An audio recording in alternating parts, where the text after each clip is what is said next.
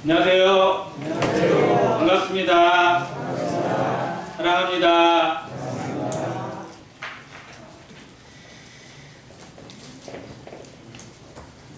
봄을 싫어하는 사람은 별로 없는 것 같습니다.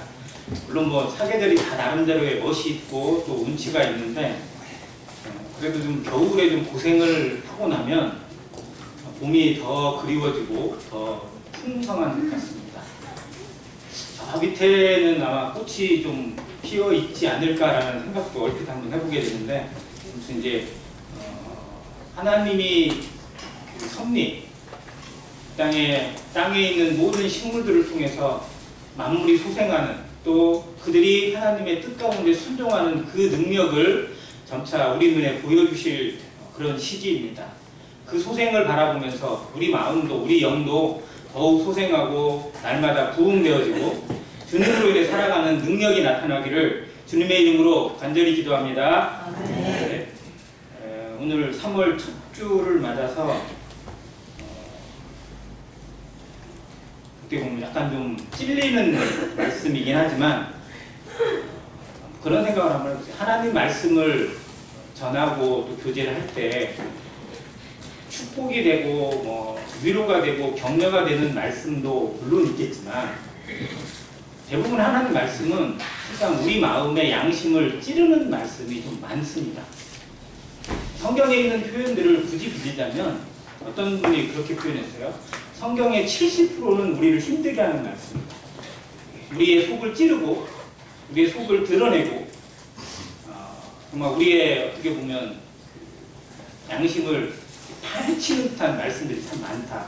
성경의 말씀이 그런 걸 우리가 거기서 굳이 막 그 위로가 되는 말씀만 찾아서 교제하는 것도 사실상 옳은 게 아니라는 생각이 들었습니다. 그래서 조금 양심에 찔리고 마음에 찔림이 있어도 하나님이 그 말씀을 통해서 우리를 더 새롭게 하시고 또 우리 속사람이 날로 새로워지게 하시는 능력을 경험한다면 그게 은혜라고 생각이 되어져서 오늘 라오디게아 교회에 대해서 한번 생각해보고 살펴보기로 합니다. 계시록 3장 되겠습니다.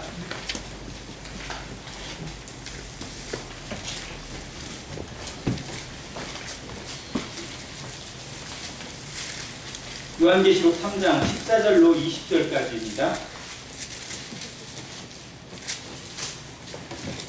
교독해서 먼저 본문을 읽고 교대하겠습니다. 14절 제가 읽겠습니다. 라오디게아 교회의 사자에게 편지하라. 아멘이시여, 충성되고 참된 증인이시여, 하나님의 창조의 근본이시니가 이르시되, 내가 내 일을 아노니 내가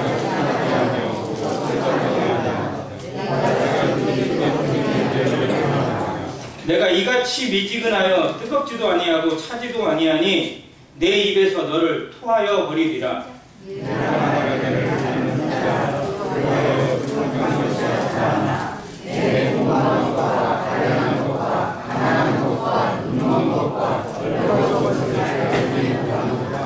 내가 너를 권하노니 내게서 불로 연단한 금을 사서 부요하게 하고 흰 옷을 사서 입어 벌거벗은 수치를 보이지 않게 하고 안약을 사서 눈에 발라 보게 하라.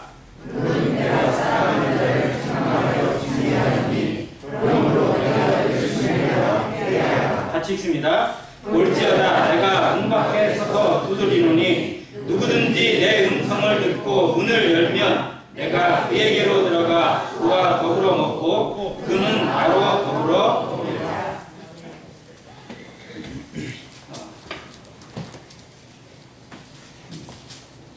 요한계시록 2장과 3장에 7교회가 나옵니다.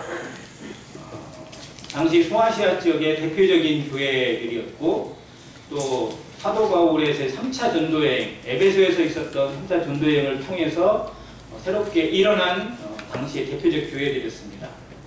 또 이 교회의 흐름은 항구에서부터, 즉 에베소부터 시작해서 마지막 라오디게까지 이게 우편이 가는 통로 여정입니다. 그런데 이 7교시들이 다 나름대로의 정말 역사와 고유한 전통을 가지고 있는 도시들이고, 또 고대 사회에서 중요한 획을 하나씩 담당하는 그런 도시들이기도 합니다. 그리스 터키 지역에 이렇게 다녀가시는 분들이 이 일곱 교회의 흔적을 많이 찾아봅니다. 근데 대부분 다 거의 없어요. 흔적이 거의 대부분 사라졌고, 제대로 남아있는, 그나마 좀 남아있는 데가 에베소죠. 에베소도 이제 지금은 그 셀주크라는 새로운 도시가 생겨져서 신도시와 이 구도심 에베소로 나눠져 있는데, 거기에 가면 그나마 에베소의 유적은 조금 좀 남겨져 있다고 합니다. 그런데도 불구하고 성경의 기록이 있고 또 그 기독교의 어떤 문헌들이 보여주고 있는 기록들을 더듬어서 그곳에서 있었던 역사들, 또 하나님 앞에 드려졌던 그 아픔과 열매들을 바라보게 됐을 때 가슴이 숙연해진다고 하는데, 아무튼 이 마지막 도시 라오디게아, 여기는 라오디게아 교회 딱 하면 떠오르는 것이 주로 뭐예요?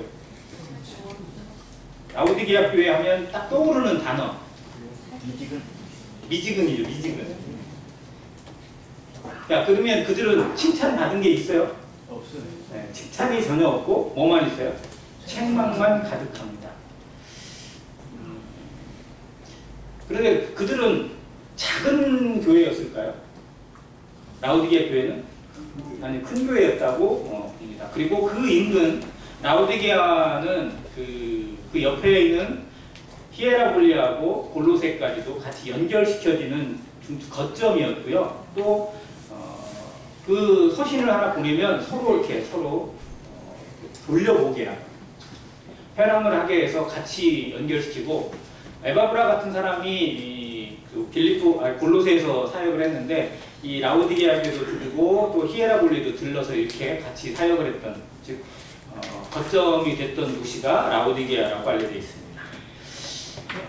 근데 당시에 있는 교회로만 보는 게 아니고 기독교의 역사 2000년 동안 주어졌던 그 교회사의 흐름을 이 일곱 교회가 그대로 담아내고 있기도 합니다. 그래서 에베소 교회는 초기 시대, 즉 처음 페로 교회가 생겨났을 때의 그 뜨거움과 또 그런 어떤 이단의 아쉬움들을 그대로 보여주고 있고, 뒤에 있는 서머나 교회는 로마 황제들에 의해서 정말 핍박받던 교회, 순례하는 교회의 모습을 보여주고 있고, 뒤에 나타나 있는 두아디라나 버가모 교회 같은 경우는 교황에 의해서, 즉 천주교 세력이 교황의 어떤 그런 세력과 함께 커지게 되면서 세속화되고 세습화되어지고 또 물질을 추구하는 그런 모습으로 변질되어 나가는 모습으로 드려져 있고, 사대 교회 같은 경우도 아쉬운 모습을 계속 교회사에서 담아내고 있고, 그나마 칭찬받은 빌라델비아 같은 교회는 정말 기독교의 부흥기라고 이끌 수 있는 17세기, 18세기 그리고 19세기 초반까지 기독교가 정말 정신 차리고 이제 우리는 선교를 해야 된다, 또 세상 모든 만민에게 복음을 전해야 된다는 그 선교의 열정으로 움직였던, 세상이 들썩들썩했던 그런 시기에 교회로 알려져 있습니다. 마지막 라오디게아 교회는 이제 정말 미지근한 시대, 이것도 아니고 저것도 아닌 그런 그 모습으로 머물러 있는 마지막 시대를 보여준다고 하는데, 정말 이 시대의 모습과 너무나 같다고 분별을 많이 합니다. 그럼에도 이런 시대에도, 이 마지막 시대에도 빌라델비아 같은 교회가 있을까요? 없을까요? 당연히 있습니다. 그러니까 이거는 어느 시대에 딱 국한되는 게 아니고 교회에 나타나는 특징들, 모습을 그대로 보여주고 있기도 하고요. 마지막 시대로 라오디게아 같은 교회가 있는가 하면 빌라델비아 같은 교회도 있고 서머나 같은 교회도 분명히 존재합니다. 그래서 우리가 어떠한 선택을 하고 어떠한 믿음으로 하나님께 나아가느냐에 따라 라오디게아처럼 책망받는 교회로 머물 수도 있고, 빌라델비아 교회처럼 적은 능력을 가지고도 큰 일을 행할 수 있는 교회가 되기도 합니다. 그래서 어떠한 선택을 할 것이냐, 하나님의 말씀을 어떻게 받고 있고 어떻게 순종하느냐에 따라 역사가 바뀌고 열매가 바뀐다는 것을 다시 한번 강조를 하게 됩니다. 먼저 라오디게아라는 그 지명과 도시를 또 한번 살펴볼게요. 여기는 그 소아시아 지역, 즉 터키입니다. 그 지역에서 가장 기름지다고 알려져 있는 리쿠스 계곡에 있는 중심 도시입니다. 이 앞에 리쿠스 강이 흘러요. 자, 항상 모든 문명은 어디와 함께 연결되어져요? 강으로 연결되어 있잖아요. 그래서 4대 사단 문명은 다 강을 끼고 있습니다. 그 중에 메소포타미아 문명은 두 강 사이에 이렇게 형성되어져 있기도 합니다. 자, 여기 또 강이 있어요. 그러니까 리쿠스 강이에요. 그리고 그 옆에 산들도 있고 그곳에서 평야지대가 이루어지는 곳의 중심이 라오디게아입니다. 자, 그리고 여기에서 10km 정도 떨어져 있는 저 위쪽 북쪽으로 가면 히에라볼리라는 도시가 있어요. 여기는 지금 현재 이름은 파무칼레입니다. 터키 여행을 가는 분들이 거의 대부분 들르는 온천으로 유명한, 세계에서 노천에 있는 온천으로는 뭐 일본보다 더 유명한 데가 파무칼레라고 하긴 하는데 저는 안 가봐서 모르겠습니다. 근데 아무튼 그 계단식으로 쭉 되어 있는 온천의 모습을 멀리서 보면 진짜 하얀 빛으로 이렇게 쭉 보이는 아름다운 곳이라고 알려져 있습니다. 히에라볼리에서 온천이 이쪽으로 흘러가요. 자, 그리고 약 17km 정도 떨어져 있는 저쪽 북동쪽이라고 해야 되나요? 거기 골로새가 있는데 여기는 산이 한 2,700m 정도 되는 높은 산이 있어서 그 깊은 산에서부터 흘러내는 냉천이 이쪽으로 흘러가는 그 곳에 골로새가 있습니다. 근데 현재 골로새는 지진에 의해서 전부 다 타묻혀 있어서 옛날의 유적을 단 하나도 찾아볼 수가 없대요. 그래서 전혀 발굴이 되지 않는 도시 중에 하나가 골로새입니다. 자, 이곳의 중심을 대고 있는 이 라오디게아는 언제 도시가 건설되었느냐? 약 BC 주임 오시기 한 3세기 정도에 알렉산더가 죽은 다음에 그 나라가 4개로 쪼개지거든요. 밑에 있는 부장들, 부하들 4명이 각기 나라를 하나씩 차지하는데 그 중에 이 수리아 지역과 유대 지역을 차지했던 왕조가 셀주쿠스 왕조입니다. 이건 다니엘서를 읽어보면 자세히 나오니까. 자, 그 셀주쿠스 왕조의 안티오쿠스 2세라는 황제가 있었는데 이 사람이 이곳에 도시를 건설을 했어요. 그 지역에. 그런데 도시를 지으면서 이름을 자기 아내 이름이 라오디케라는 이름을 가지고 있는 아내 이름을 따서 라오디게아라는 도시 이름으로 지었다고 합니다. 자, 여기에 일단 평야지대에서 곡식이나 뭐 이런 것들 하기가 좋고요. 특히 양모 사업이 아주 번창했던 곳으로 알려져 있습니다. 그래서 거기에 흑양모나 또 양으로 인해서 그 양을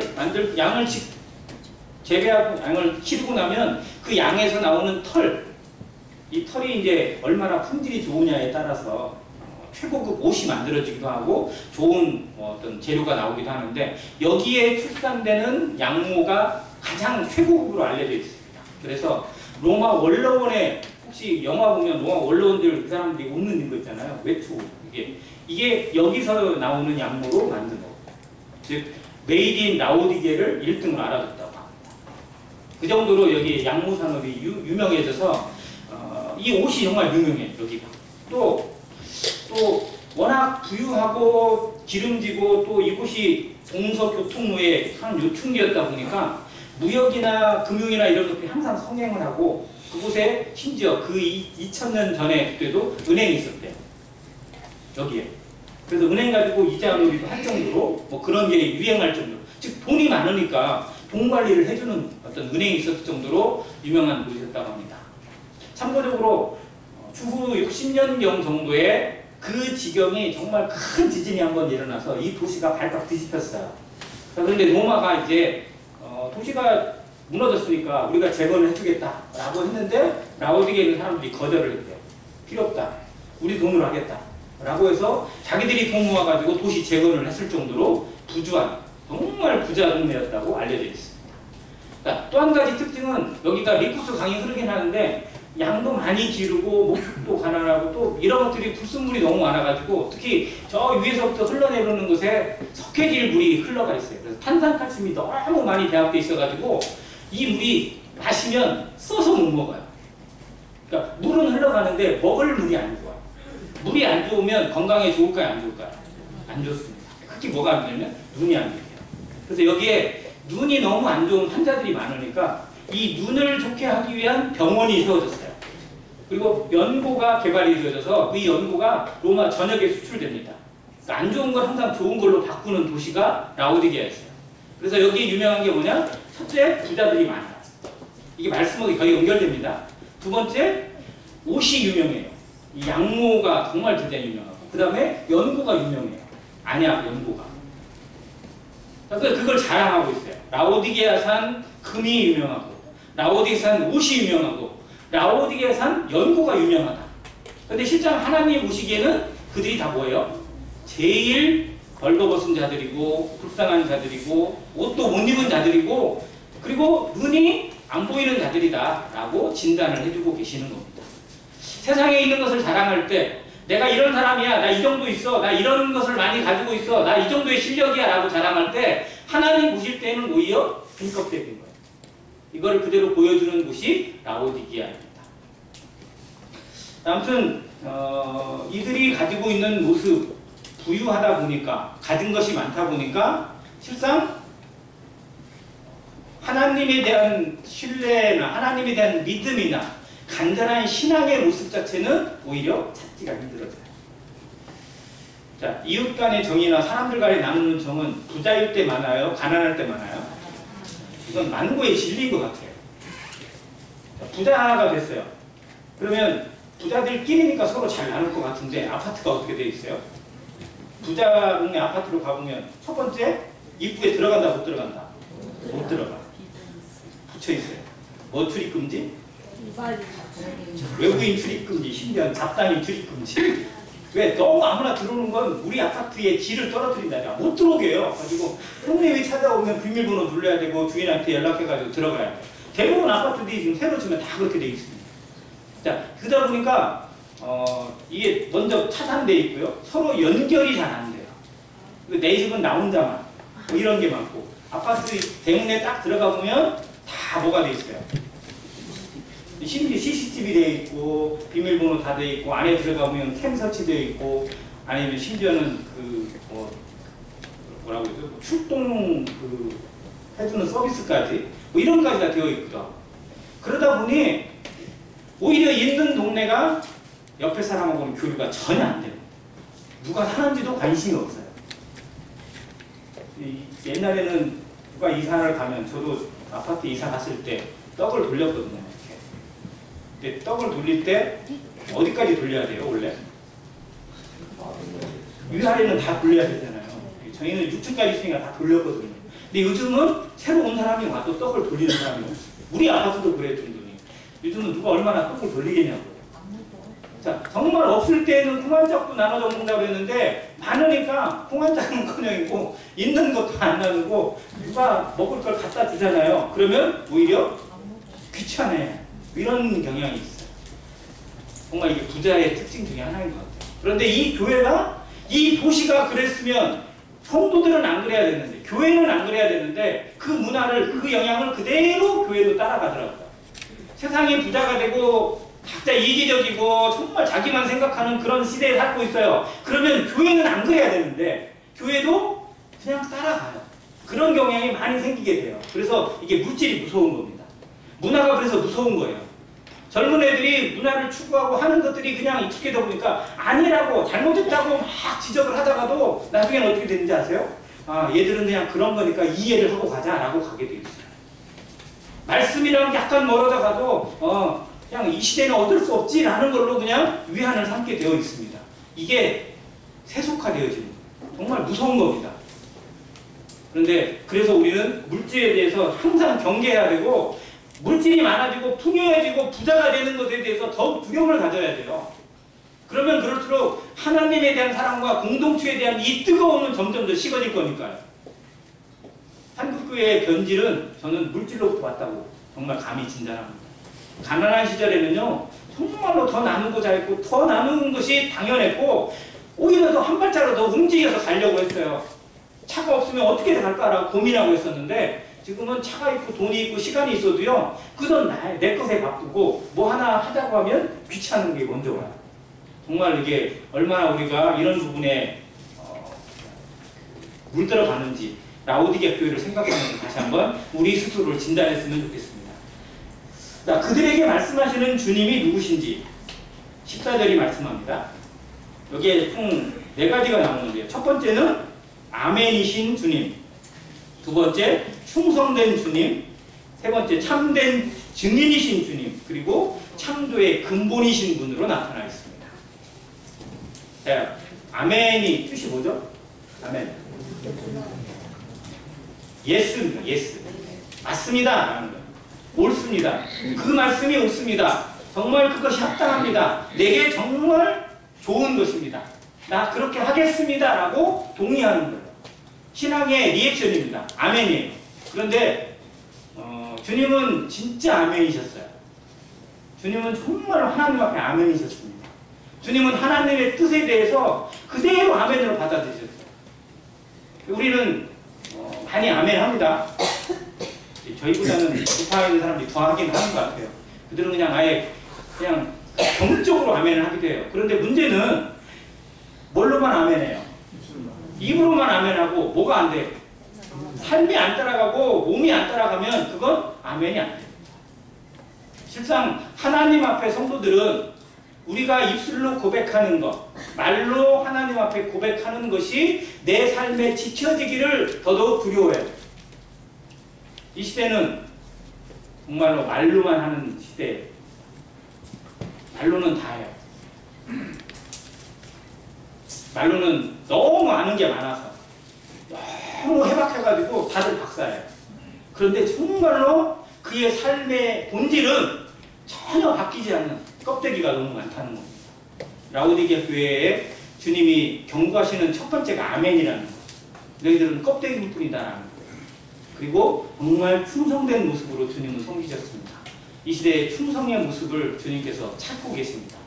맡기운 자들에게 구할 게 뭐라고요? 충성입니다. 충성. 충성이라는 전에 한자를 한번 풀어봤는데 충성 충자가 가운데 중자의 마음 심자예요. 무슨 마음으로? 중심으로. 중심. 겉에 드러나는 위선이 아니라 외형이 아니라 중심으로. 그 다음에 성자는 성할 성자입니다. 이게 뭐예요? 성할 성자가 어떻게 쓰이죠? 한자로? 첫 번째 앞에가 말씀 원자예요. 그리고 이룰 성자입니다. 뭐를 이루는 거예요? 말씀을 지키는 겁니다. 말씀을 이뤄내는 거예요. 중심으로 말씀을 지키는 거. 말씀 앞에 그대로 순종하는 것. 즉 말씀으로 중심으로 아멘하는 거 진짜 충성입니다. 드러나는 어떤 외형이 아니라 정말 이 중심에서 자원함으로 즐거운 마음으로 정말 주님 앞에 말씀을 들은 바 말씀을 지켜내고 오늘 아침에도 요한복음 2장을 통해서 물이 포도주 되는 기적을 한번 교제를 했었는데 거기에 마리아가 그 하인들에게 했던 말, 너희에게 무슨 말씀을 하시든지 어떻게 하라고요? 그대로 하라는. 이게 충성 아니겠어요? 정말 우리의 삶이 이 교회가 하나님의 말씀 앞에 정말 얼마나 충성되어 있는지, 나는 정말 충성된 종인지, 착하고 충성된 종아라는 칭찬을 받고 싶은데 정말로 우리가 하나님 앞에 착하고 충성된 종의 모습으로 살아내 가고 있는지, 우리의 하루하루가 정말 충성이라는 단어 앞에 얼마나 붙들려 살아가는지를 늘 생각하고 이것을 하나님 앞에 계산하는 그런 지혜로운 성도 됐으면 좋겠습니다. 세 번째는 참된 증인의 삶입니다. 증인이세요. 주님은 그것을 받은 그대로를 하나님의 말씀으로 증거했고 증언하는 일을 쉬지 않으셨습니다. 내가 저기 가서도 전도해야 돼. 하나님의 뜻을 이루어드리기 위해서 주님은 쉴 수가 없었습니다. 마찬가지로 그 뜻으로 부르심 받은 성도들은, 교회는 정말 증인의 삶을 사는 것이 너무 당연합니다. 누군가에게 내가 이런 사람이다, 하나님이 내게 주신 은혜가 이런 거고 내가 받은 사랑이 이런 거다라고 나누어 줄 수 있는 증인의 삶으로 살아내가는 안행교회 성도 되시기를 간절히 바랍니다. 그리고 주님이 이런 진단을 하세요. 이들에 대해서 하는 진단입니다. 내가 내 행위를 아노니 내가 차지도 아니하고 뜨겁지도 아니하도다. 네가 차든지 뜨겁든지 하기를 원한다. 주님이 원하시는 게 태도가 분명한 모습을 원합니다. 이것도 아니고 저것도 아닌 미지근한 모습이 아니라 정말 태도를 확실히 하는, 분명히 하는 모습. 여기 차든지가 뭐예요? 차든지가 좋은 거예요. 어떻게 보면. 자, 뜨겁든지는 어떤 건지 알겠죠? 주님 앞에 뜨거운 거 어떤 거예요?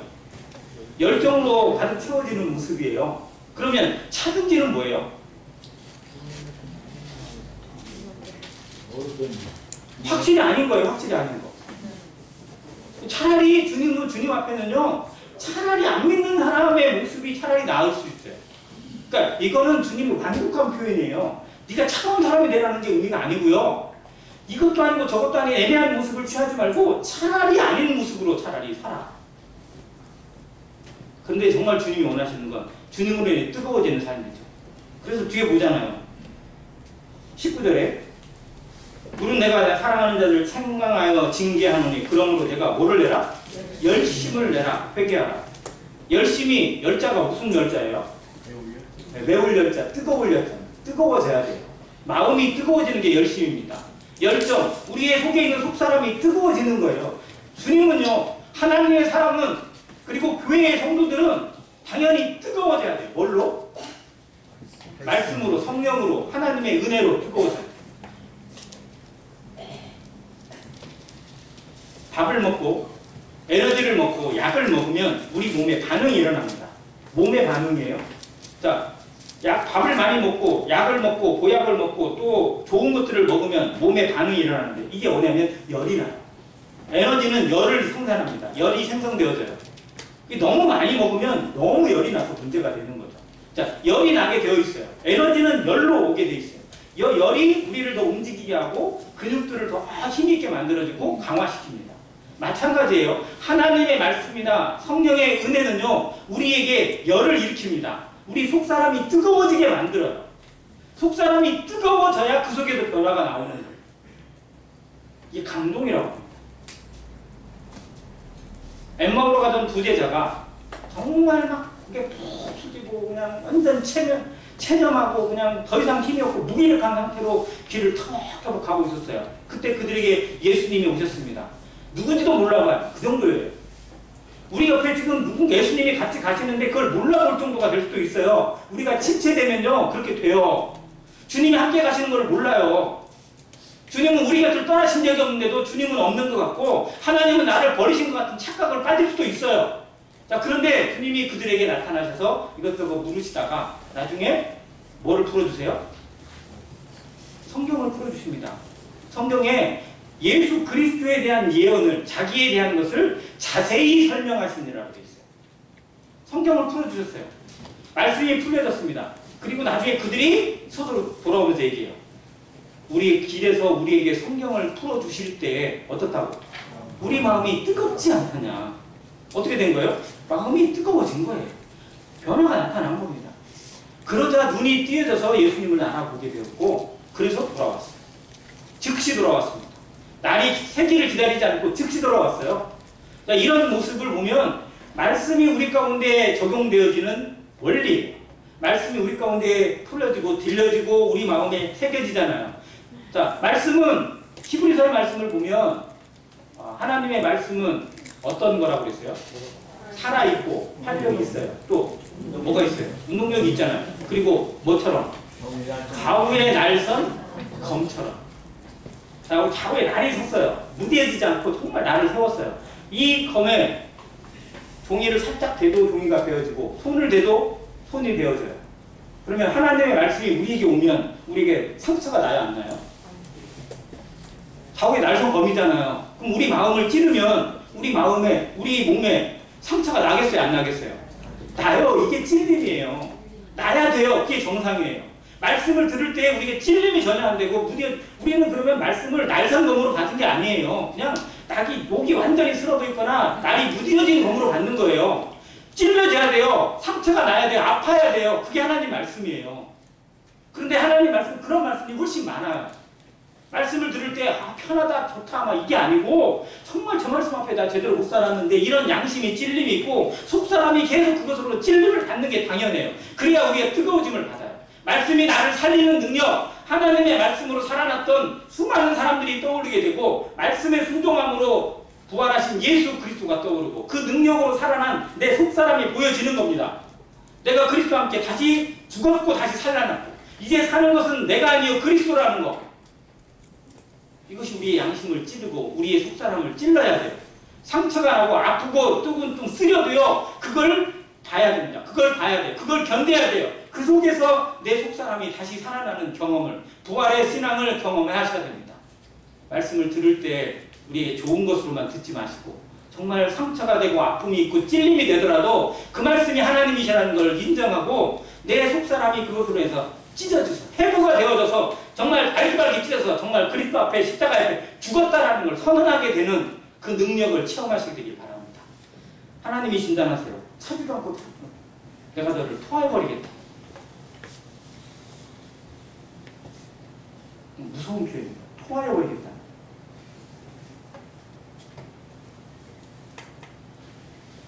범죄한 인생들 하나님 앞에 심판대 앞에서 지옥불에 던져줄 때 자기가 지옥으로 가는 게 아닙니다. 지옥을 가고 싶은 사람은 아무도 없습니다. 근데 어떻게 돼요? 지옥에 던져지는 거예요. 그냥 가기 싫어요. 거기를 누가 가고 싶겠어요? 누가 죽고 싶겠어요? 그런데 죽음을 막을 수 없고 지옥의 심판을 누구도 막을 수 없고 던져져 버리는 거예요. 죄가 그를 끌고 갑니다. 마찬가지로 하나님 앞에 미지근한 태도로 살아가는 어뭇어뭇하는 신앙은요, 하나님 앞에 토해집니다. 분명히 드러나게 되어 있어요. 가라짐. 그리고 축전입니다. 우리 삶에 정말로 늘 회개해야 되고 우리 자신을 돌아봐야 될 이유가 무엇인지, 우리가 쭉정이로 그냥 날려가는 그런 삶으로 하나님 앞에 평가되지 않기를 두려워해야 돼요. 이 라오디게아 교회는 자기 나름대로는 뭔가 있다는 거예요. 왜? 우리는 부자니까. 우리는 능력이 있으니까. 우리는 힘이 있으니까. 이 정도면 됐지라고 생각을 했어요. 그래서 자랑했어요. 뭐를 자랑했어요? 나는 부자라 부유하여 부족한 것이 없다고 했어요. 부족한 게 없다는 거예요. 근데 정말 부족한 게 없는 인생이 있을 수 있어요? 아니에요. 가진 것 같지만 가장 부유하고 가장 빈곤하고 가장 가련한 게 뭐예요? 하나님 없는 거예요. 인간의 가장 비극은 하나님 없는 겁니다. 하나님을 마음에 두지 않는 것. 그런 의미에서 우리는 가장 복된 인생이에요. 왜? 하나님 우리 마음에 두었으니까. 하나님을 우리의 우선순위에 두었으니까. 하나님 우리 안에 찾아오셔서 내 인생의 주인이 되어주셨으니까 가장 복된 인생이에요. 그런데 그 계신 하나님의 그 존재와 그 능력의 가치가 내 삶에서 그냥 이론으로만 존재한다면 이것도 불행입니다. 그래서 그걸 경험하는 삶이 되고 하나님과 동행하는 삶이 되어졌을 때 그 능력으로 살고 그 힘의 근원으로 살게 되는 복이 우리 가운데 함께 되기를 간절히 바랍니다. 자, 그 다음에 그들이 얘기하는데 부족한 것이 없다고 하지만 주님이 진단하실 때는 그 불꽃 같은 눈으로 파실 때는 5가지, 곤고하고 가련하고 가난하고 눈멀었고 벌거벗었대요. 자, 한번 생각해보세요. 곤고합니다. 가련해요. 불쌍한 고아 같은 모습이에요. 그리고 가난합니다. 자, 거기에 벌거벗었어요. 입을 옷이 없어요. 그리고 눈까지 안 보여요. 그러면 뭐예요? 노숙자도 이거보다 나아요. 안 그래요? 미국의 시내 뉴욕이나 미국의 제일 잘 사는 도시가 뉴욕하고 LA인데요. 거기에 가면 진짜 많은 게 뭐예요? 노숙자가 제일 많아요. 노숙자들은요, 가난한 동네 안 살아요. 왜요? 서울의 지하철이나 사람들 많이 가는 곳에 노숙자가 살아야 뭐라도 떨어지니까. 단돈 500원이라도 1000원이라도 떨어지니까 그곳에 가 있어요. 그래서 부자 동네일수록 노숙자가 많습니다. 그래서 부자와 이 노숙자는 뗄래야 뗄 수가 없어요. 그런데 이게 영적으로 의미가 있더라고요. 정말 스스로 부자라고 생각하는 그 사람이 실제 영적으로는 노숙자가 될 수 있어요. 정말 이 모습이 하나님 보실 때의 모습이에요. 우리는 정말 하나님 보실 때 어떤 모습일까? 하나님이 나를 보실 때는 정말 뭐가 채워져 있고 뭐가 풍성하고 뭐가 만들어져 있는 모습일지, 아니면 이것도 없고 저것도 없는 정말 가련한 모습인가? 우리 스스로를 영적으로 들여다보시기 바랍니다. 하나님이 나를 보실 때 내 중심을 아시는 하나님 앞에 우리의 모습은 어떤 모습일까? 이걸 못 본다고 하면서 하나님이 처방을 내리십니다. 환자에게 의사가 처방을 내리는 것처럼 하나님 앞에 서면, 말씀 앞에 서면 하나님의 치료가 나옵니다. 치료하시는 하나님의 은혜를 우리는 늘 경험할 수 있습니다. 말씀 앞에 서면 경험해요. 하나님의 은혜 앞에 앉기만 하면, 기도하면 그 치료를 경험하게 하세요. 그래서 정말 날마다 새롭게 하시고 마음의 변화를 있게 하시고 그 힘의 능력으로 살아가게 하시는 하나님의 특별하신 방법을 우리 삶이 경험합니다. 자, 처방이 3가지가 나오는데 다 동일한 단어가 하나 있어요. 뭐예요? 사서. 사서예요, 사서. 자, 우리가 구원받은 은혜는 우리가 산 거예요? 거둬주시는 은혜잖아요. 그런데 하나님을 알아가는 일생은 왜 사라고 했을까요? 이잖아요. 뭐 다 거둬주셨으니까 우리 은혜 받잖아요. 그러니까 어떻게 보면 이것도 진짜 거둬주시는 거예요. 근데 왜 사라고 했을까요? 네. 우리의 양심이 다른 곳에 마음이 너무 많이 가니까. 우리는요, 틈만 나면 딴 거 찾아요.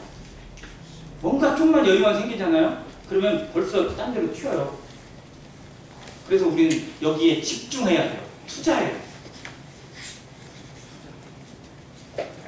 지금도 그런지 모르겠어요. 대학가에 가보면 뭔가 스마트폰 들고 맨날 앉아가지고 열심히 들여다보고 있어요. 되게 열심히 공부하는 줄 알았어요. 뭐 보고 있어요? 비트코인 보고 있어요. 자기가 투자한 거. 자기 인생을 거기다 걸어놨어요. 비트코인이 일반 우리나라의 주식은요, 그래도 개장하는 시간과 폐장하는 시간이 정해져 있으니까 그냥 그때만 가서 보면 그나마 좀 괜찮아요. 근데 비트코인은 어떻게 돼 있어요? 거기 가보면 24시간 내게 변동돼요.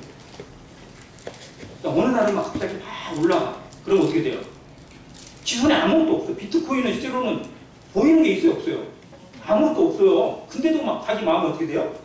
막 이렇게 막 진짜 천국까지 가 있는 것 같아요.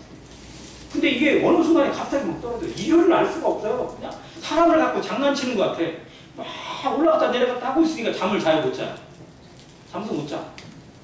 뭐 하나 틈이 생기면. 아, 근데 자기가 본다고 올라가고 안 본다고 내려가고 그래요? 그것도 아니잖아요. 근데 거기를 벗어날 수가 없어요. 이게 사람이에요.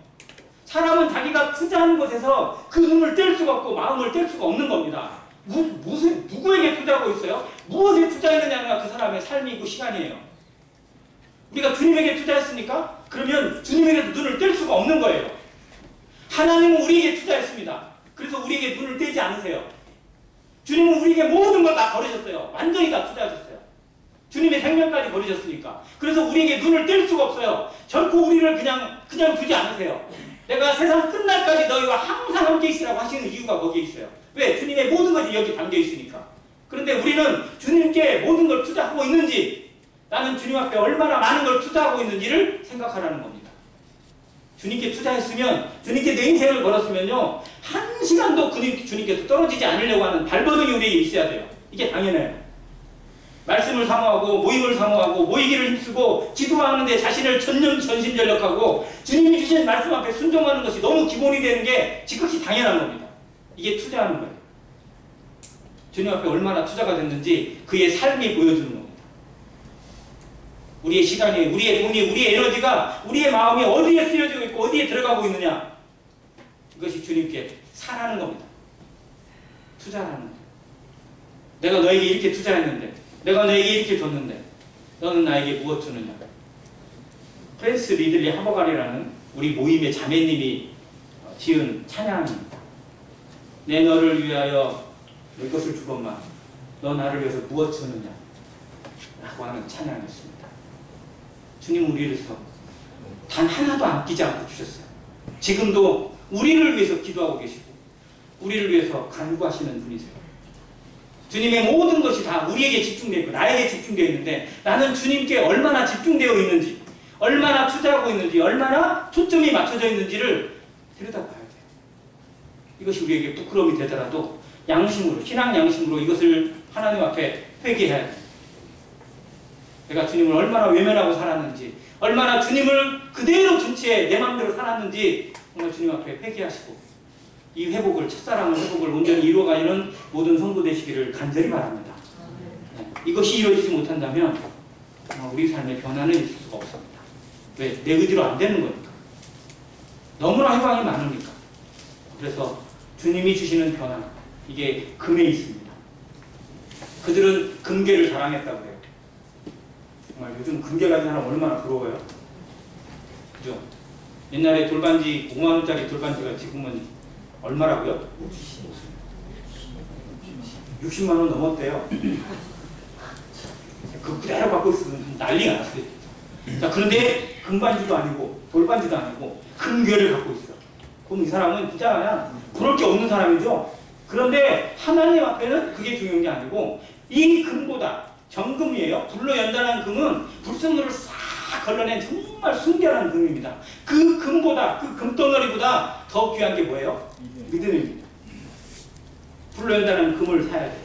정말 우리가 어떻게 주님을 믿게 되었는지, 우리가 받은 그 은혜의 믿음을 다시 한번 회복하고 붙잡아야 됩니다. 그 믿음으로 살아가고, 오직 의인은 뭘로 산다고요? 믿음으로 살아야 돼요. 믿음으로 버티는 겁니다.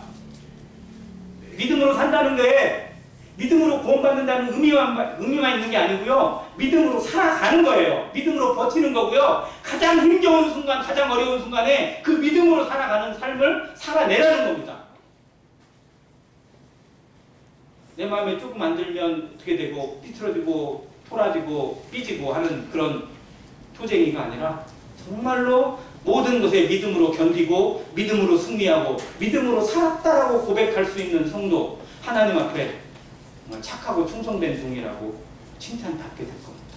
이 모습을 정말 여기 보내주고 있어요. 두 번째는 그들이 좋아하는 옷, 자랑하는 옷이에요. 근데 흰 옷이에요. 흰 옷. 이 흰 옷은 뭐를 의미한다고요? 거룩한 삶입니다. 성도들의 삶이에요. 그들은 멋있는 옷은 입었어요. 껍데기 옷은 화려한데 이 속에 있는 삶의 열매는 정말 엉터리로 살아가고 있어요. 미지근해요. 머뭇머뭇거리고 있고 이것도 아니고 저것도 아닌 그런 모습으로 살아가고 있을 것을 주님이 진단하시면서 흰 옷을 사서 입으라고 보내주고 있어요. 이게 부끄러움을 가리는 거예요. 성도의 삶이 거룩하지 못하고 세상 사람들과 구별되지 못하면요, 어디를 가서든지 속이게 되고 숨기게 되어 있어요. 정말 우리가 그리스도라는 사실, 내 주변에 있는 사람들이 내가 믿는 사람인 줄 압니다. 저랑 같이 운동하거나 이런 사람들은 저를 항상 부를 때마다 목사님이라고 불러요. 그러니까 말을 한마디 하더라도 그냥 했다가는 난리가 나요. 목사님이 그런 말을 해요? 이러면 정말 할 말이 없잖아요. 그러니까 정말로 조심 안 할 수가 없더라고요. 그래서 저는 오히려 이 목사라는 단어가 나를 쳐서 복종시키게 하는 힘이 되더라고요. 정말 우리의 삶에 조금이라도 더 걸림이 되지 않는 이 거룩한 모습을 지켜내지 못하고 누군가와 어떤 세상 사람들과도 평화한 모습을 이뤄내지 못하면 그를 주님께로 입구할 수 있는 힘이 안 되죠. 이 삶을 우리가 살아내기를 주님은 원하고 계세요. 마지막으로는 안약을 사서 눈에 바르라는 거예요. 진짜로 우리가 보는 건요, 좋은 안경을 쓰거나 뭐 라섹이나 라섹 수술을 해서 아는 게 아니고 정말 성령의 능력으로 살아요. 성령의 능력으로 보는 거예요. 이걸 영안이라고 합니다. 우리의 영안이 띄어지지 못하고 하나님의 마음이 읽혀지지 못하면 우리는 계속 내 뜻대로 살아요.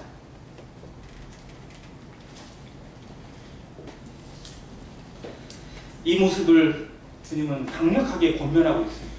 오늘 이 시대에 살아가는 안회교회 성도들에게도 이 세 가지를 권면하십니다. 정말 믿음으로 살고 있느냐? 거룩한 삶으로 구별되고 있느냐? 성령으로 인도되고 성령으로 바라보고 있느냐? 이것이 우리에게 주제가 되고 과제가 되고 기도가 되고 또 우리를 돌아보는 회개의 제목이 되기를 간절히 바랍니다. 자, 그러면서 주님이 내가 사랑하는 자를 책망하여 징계한다고 말씀하세요. 자, 사랑하니까 책망하시고 징계합니다. 사랑이 없으면 책망이 있어요, 없어요? 사랑의 반대는 그래서 뭐라고요? 무관심이에요. 정말 사랑하니까 한마디 하는 겁니다.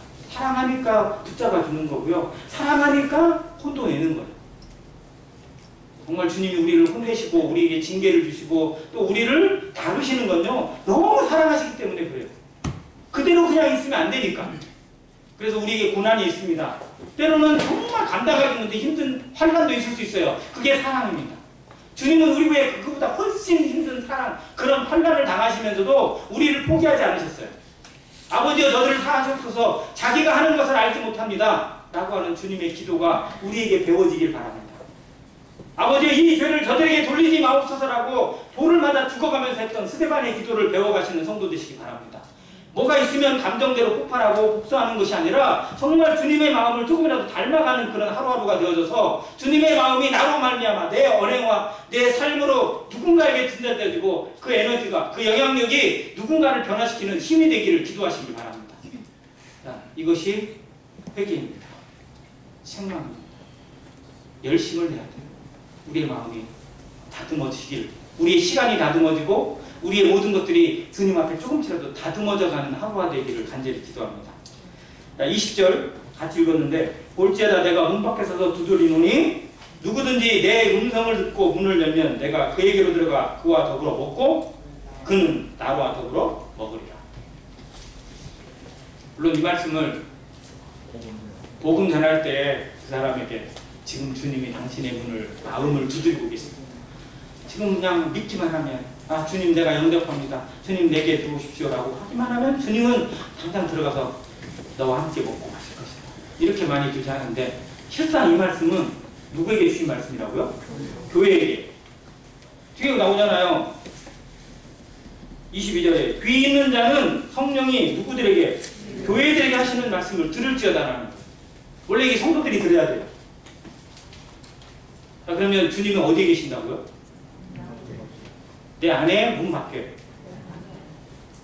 지금 현재 주님 어디서 계세요? 문 밖에 계세요.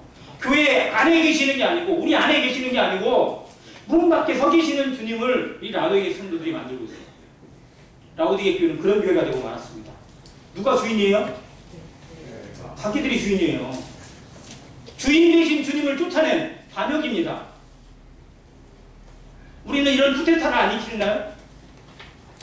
주님이 주인 되는 게 마땅하고 주님이 하나님 되는 게 너무 당연한데 내가 주인 되어도 내 인생 내 마음대로 끌고 가고 있고 그래도 되는 것처럼 착각하고 살아갈 때도 있지 않나요? 근데 주님이 그 문을 부셔버리지 않고 그 문을 쳐서 파괴시키지 않고 두드리고 계신다는 거예요. 기회를 주시고 회개할 수 있도록 회복할 수 있도록 기회를 주고 계시는 주님의 마음을. 이 성경 구절이 유명한 이유 중에 하나가 평양 대부흥 운동과 연결이 되기 때문에 그렇습니다. 1907년 어떻게 보면 1907년은 우리나라의 역사로 살펴보면 되게 비극적인 시기죠. 그때 정리 7조약이 맺혀진 때이기도 하고요. 을사조약이 이루어지고 나서 이제 일제가 이제 완전히 우리나라를 그냥 지 마음대로 하고 있던 때이기도 했어요. 그런데 오히려 교회는 영적인 부흥을 계속 이루어가게 됩니다. 왜? 선교사들이 계속해서 들어오는 거예요. 그 외세의 침탈과 함께 선교사들이 복음을 가지고 와서 계속해서 이 무제한 이 대한민국 국민들에게 복음을 전해주고 있었던 때입니다. 그게 북한 쪽이 더 많았었는데 이 평양, 그 전에 원산에 있었고요. 그 다음에 평양에서 부흥운동이 일어났는데 그때 당시 평양 장대현 교회라는 교회가 외국 선교사를 모시고 수양회를, 부흥회를 하고 있었어요. 근데 그 부흥회 첫날 이 선교사가 쭉 말씀을 전하다가 어떤 말씀을 했냐? 요한계시록 3장 20절 말씀을 선포했습니다. 내가 문 밖에서 두드리는 주님이 주인인데 하나님이신데 지금 당신 문 밖에 서서 두드리고 있습니다. 당신이 주님을 몰아냈다는 거예요. 주인 되신 주님을 인정하지 않고 몰아내 살아가고 네 마음대로 살아가고 있는 모든 것에 대해서 회개하라고. 이 말씀이 전포됐을 때 그 말씀이 그들에게 찔림이 됐어요. 그 말씀을 하나님으로 받게 되었을 때 길선주 장로라는 사람이 이 말씀을 듣고 그 다음날 교회 앞에 와서 회개를 시작했습니다. 내가 친구를 이렇게 관리를 해주고 있어 도와주고 이렇게 했었는데 이 친구가 죽으면서 나한테 유언을 남겼다. 내 아내, 내 가족들을 좀 잘 보살펴달라고. 그래서 그거를 정리하고 쭉 하면서 그 친구 가족에게 다 가야 될 돈을 내가 일부 떼먹었다. 그걸 교회 앞에 회개하면서 양심 고백을 한 거예요. 이 말씀을 듣는데 도저히 내가 이것에 대해 견딜 수가 없어. 그래서 그 재산을 다 정리해가지고 그 가족에게 싹 드리고 왔다. 회개를 시작했어요.